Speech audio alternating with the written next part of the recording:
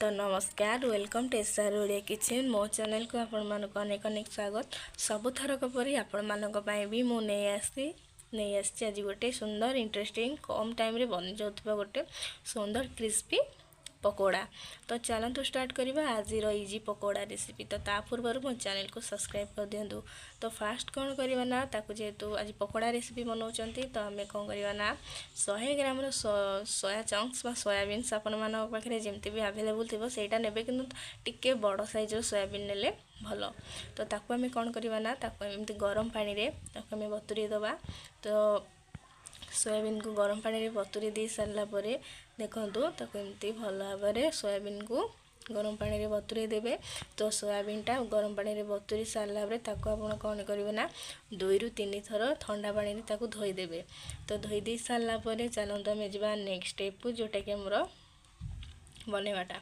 तो देखंतु सोयाबीन टा हमरो कोन हेछि ना मु भल भाव में 2 रु 3 थर ताकू धोई देछि। तो एबे ठंडा हो जाइछि ताकू एमती कोन करिवे ना भल भाव में हाथ रे प्रेस करिक ना चिपुड़ी के ताकू हमें तार सब पानी बाहर कर दे कि ना हमें ताकू एबे एमती हाथ रे चिपुड़ी देबे। तो चिपुड़ी सारला परे सोयाबीन ने हमें चलंतु एबे किछि नेक्स्ट जिंस ऐड करबा। तो देखंतु एमती सोयाबीन टा को भल भाव में चिपुड़ी देबे। तो वर्तमान एबे हमें कौन करबा ना सोयाबीन ने किछि मसला यूज करबा। तो फास्ट कौन करबा ना जीरा गुंड टिके दे देबा, टिके हल्दी दे देबा। तो टिके अदा और रसुण कंचा लंकार छेचा टिके दे परबा। आपण माने चाहिले पेस्ट भी दे पारे किंतु छेचाटा देले बास्ना भल आसीबो। तो स्वाद अनुसार लुण दे देबा, धनिया गुंड टिके दे देबा, आ काश्मीरी रेड चिली पाउडर टिके कलर पाई दे देबा। नहीं तो आपण जदी फूड कलर थिबो ताको आपण यूज करि पारिबे। तो भुसंग पत्र को आपण कोन करियो ना भल से छोट छोट करिकिना ताको इथे पके देबे जोटा कि बास्ना पाई। तो ए सब को भल भाव में मिसई सारला परे मसला को भल भाव में मिसई सारला परे अल्प पाई आपण टिके किछि समय पाई रखी देबे। तो रखी दे सारला परे आमे बे कोन करियो ना बेसनटा होछि हमर 2 रु 3 बड़ चामच आ कॉर्नफ्लोर हमर 1.5 चामच तो कि 2 चामच। तो एटा को बेसन कॉर्नफ्लोर दे सारला परे ताको आमे कोन करबा ना भल भाव में मिसई दबा। तो मिसई दे सारला परे देखंतु मु मसला देला परे ही कॉर्नफ्लोर और बेसनटा को मिसैली। तो कॉर्नफ्लोर और बेसन को भल भाव में मिसई देबे।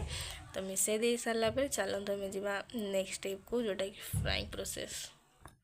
तो वर्तमान कौन करवा ना गोटे पैन बसई दवा। पैन बसई देकी आवश्यकता अनुसार तेल दे देबा। तेलटा को भल भाव में गरम कर सारला परे हमें एबे कौन करवा ना स्पून माध्यम रे जेतिकी सोयाबीन को आनिकिना आमे ताकू भल भाव में ताकू आमे छाणीबा। तो देखंतु एटा गोटे बहुत टेस्टी रेसिपीटा। जो माने चिकन पकोड़ा भी खाइबा को तो भल पाती चिकन पकोड़ा। तो मु तो आपण मानक कहबे एटा थरे बनै के देखंतु एटा चिकन पकोड़ा पर ही पार्टी को टेस्ट लागिवो, बहुत ही सुंदर लागिवो ए रेसिपीटा। तो नॉर्मल जो डे मानकरे नॉन वेज खाई हबनी ना तो एटा को बनै के आपण माने ए पकोड़ा को बनै कि ना खाई परिबे। तो देखंतु ता भीतर हमर एटा कोन हैला ना भल भाव में छाणी हे गेला। तो आपको हमें कोन करबो ना एपट सेपट करिके ना भल भाव में आपको हमें छाणी दबा।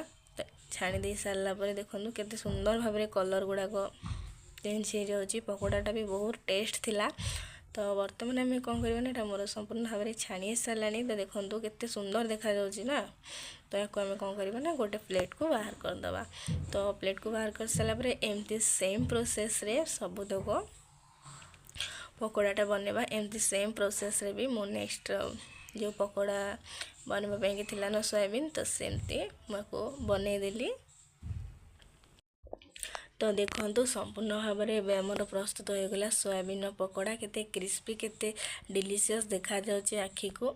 तो एते कम टाइम रे घरे थिबा किछि जिंस रे सोयाबीन पकोड़ा बनी गला। तो मु आपण मानक आज बनै के देखेली सोयाबीन पकोड़ा।